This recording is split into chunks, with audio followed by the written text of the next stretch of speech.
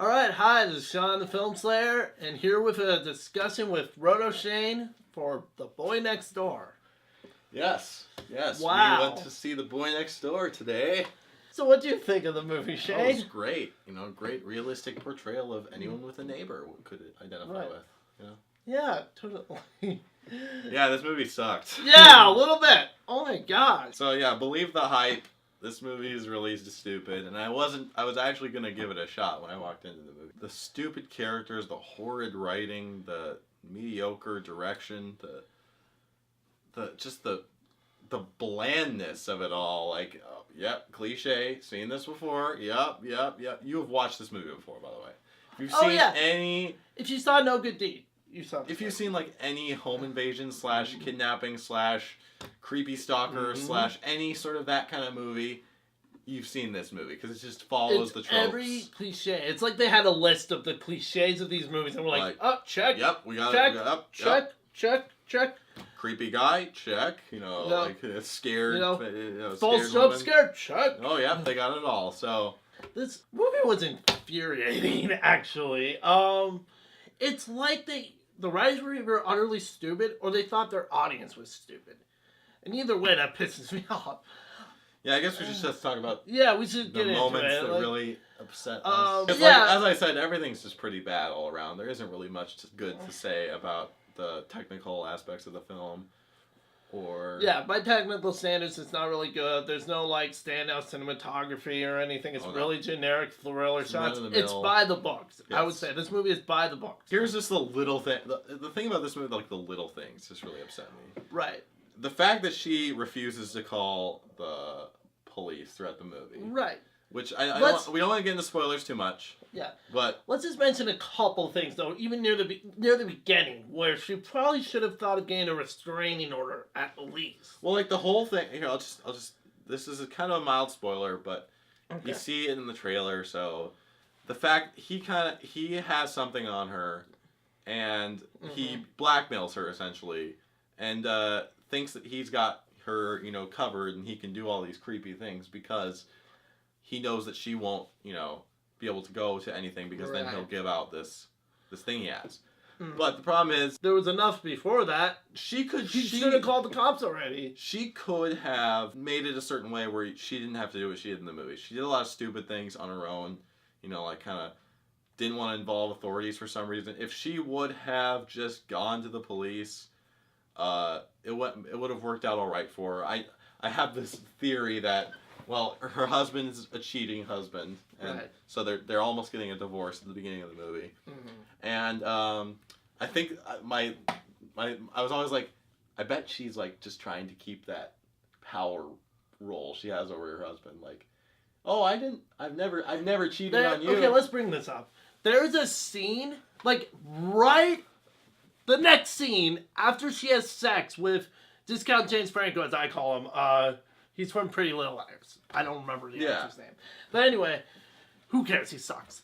But anyway, there's a scene where she is confronting her husband about him cheating on her and saying, every time I think about you, I just picture you with her. Talk about a double standard! It's very hypocritical. Look, cheating is bad. I don't care what gender you are, cheating is bad. Holy crap, that's so hypocritical. That pissed me off so much. Yeah. Ugh. Agreed. Just stuff like that. Yeah, but anyway, the whole thing doesn't make sense. She has to be this really stupid person for him to get away with all this stuff. And she is. So, yeah, Jennifer Lopez, sorry. Oh, yeah. The best thing I can say about her is she's attractive. Yeah, that doesn't make a movie good, so yeah. Sorry. She's not good in this at all. Oh, none of them No are. one is. I mean, I honestly am trying to think of positives about this movie. I am. There isn't really any. The hardest thing about this movie is it's just all bad, but it's just the number one thing is it's forgettable. That'll be nice by the end of the year when it's forgotten. Yeah, it pisses you off enough. I was pissed off enough. But it's not something that's gonna stick in my brain, and that's the thing. A thriller should stay with you. Should keep you. It should.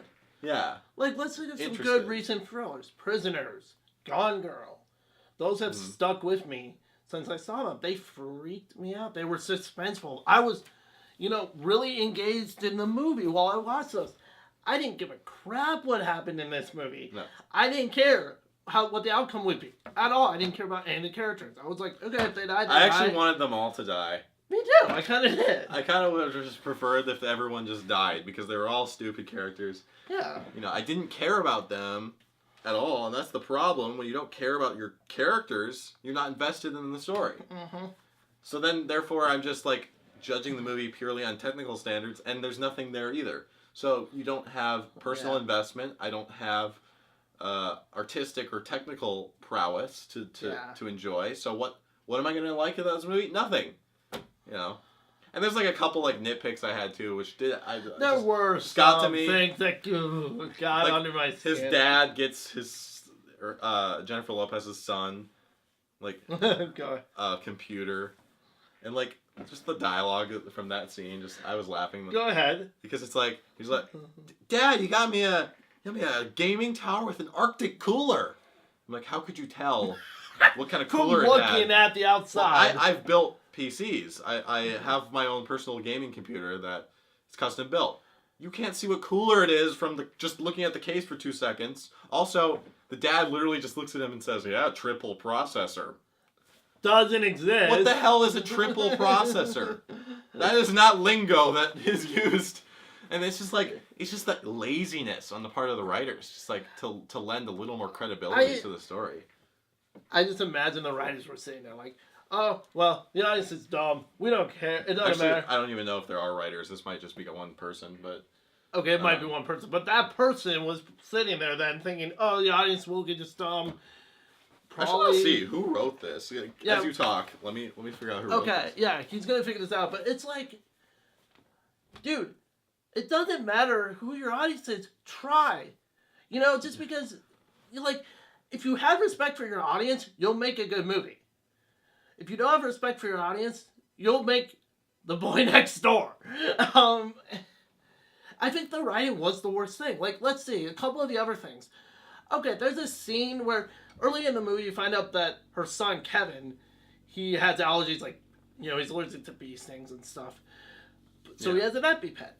Now, there's a scene later on where the guy, I just saw the movie, I already forgot his generic name. Nate or something, was it? You mean the creepy guy? Yeah. Noah? See, all I could remember was began with an N. That's how much I didn't care. But Noah and him are in a gym, and he's showing him how to box. And the kid's getting, pissed off because they're talking about his dad or whatever. And he starts having what looks like an asthma attack. Noah takes out the EpiPen and injects him with that. And it's like, wait a minute. Unless I'm wrong about this, because, by the way, I've had to use an EpiPen, and I do have an inhaler. I don't have, high asthma or anything, but I do have that. I know how that stuff works. You don't use an EpiPen if someone's having an asthmatic attack that isn't going to do anything. Well, they brought up that he got a bee sting. Right. And then his lungs... But not in the gym. It's not like there was a bee flying around that we saw in the gym that stung him. Why would he have go into anaphylactic shock from overextending himself? I don't know how that works. I mean, maybe that can happen. Maybe, but I would love it if someone could tell me that, because I'm pretty sure that's not how it works, but maybe I'm wrong about that. But then there was near the beginning when he's just being the nice guy, because he finds out she's an English teacher, she's into classic literature. He brings her a copy of the Iliad, and she says, wow, it's a first edition copy.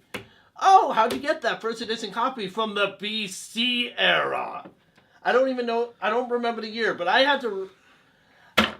learned about this stuff in high school, okay? I went to a private school, we had to read that stuff. I mean, it was really confusing. Come on! That they would just say, it's a first edition. Of what? Of a certain printing? Because then that would make sense. Then that makes sense. Why wouldn't you say that? But the way she said it, it was she meant, the first edition, this is so rare. It's you think this is the first edition that was originally written in the BC? No! Yeah. I can tell you that, folks. You know how they wrote that in the BC era? It was manuscripts, okay? Not in a freaking book binder. Well, obviously. Just stuff like that. It's you think we're all morons. Oh man. I'm not gonna spoil. Yeah, go ahead. Yeah. Sorry. The writer, she's brand new. I just checked. So a Oh, lot of times this happens where someone just comes out of the blue, writes a script that just is. I don't know how these people get money though. It's like someone actually read this script and was like, "This looks good. Turn it into a movie. Throw it money." You know, it's like when they throw a movie like this money, it's like it seems like there's got to be other scripts that probably deserve. I mean, it was only $4 million budget, so I guess it's not a lot of money here, but this is gonna make a lot of money for them. There's got to be better scripts that can be developed, but Hollywood continues to just take these scripts that are so poorly written and just produce them into like these movies and then release them in January because they apparently must know there isn't much, you know, quality to this film. Well, my guess is they're like, oh, we can get that guy from Pretty Little Liars. Oh, good, we'll get the teenage girl audience, so we'll make money on this. Let's greenlight it. Greenlight it. Doesn't matter what the script is. We'll greenlight it. And I just picture they're reading for these scripts. They probably have read for some really good scripts too. And we're like, no, that's not gonna make any money. Not gonna make any money. Oh look, this terrible thriller. We can throw this guy in it from Pretty Little Liars. Okay. Anyway, man. Just to wrap it up, just to say. Yeah, this movie's bad. I'm gonna, go check out my review. It should be up when this video's up. So, but yeah, please don't see this movie. Don't give it money. Oh no, it doesn't deserve it. Just don't see any movies that came out. Go see an Oscar movie. Go see an Oscar movie. Or hey, my review of Paddington's up by now too. See Paddington even if you want to see a movie that's from this year. I mean, heck. Yeah, I mean, like that was at least cute. It was tons funny. of these Oscar releases. Go see them. Don't fall into the Hollywood trap and watch the crappy movies they serve up to you. Like it's just here's a heads up. It's January. Most movies that come out in January, unless it's an Oscar movie, suck. It's very released, rare. Like for the first time in January. Yeah, it's like studios know. It's like these are the movies that studios have no faith in, that they know are crap, and they just want to make some money off of it. Yeah. So they just throw it out in January because it's like, oh, we have no other place for this. January. But yeah, this movie sucks. Don't see this movie. It's horrible. Yeah. Go see American Sniper or Selma. Go see Selma. That's a great movie. Go see Imitation Game. Go see Whiplash. Go see Whiplash. Yeah. Boyhood got a re-release. Go watch that. It did? Yeah. Oh, I didn't go see that again. Yay. All right. Anyway, cutting off. Stay tuned for more of your videos. Yep. Come check me out on my YouTube channel. Rotoshane. I'll shield myself. Go ahead. I'm advertising myself. YouTube.com/Rotoshane. Direct video hell. Like, comment, and subscribe.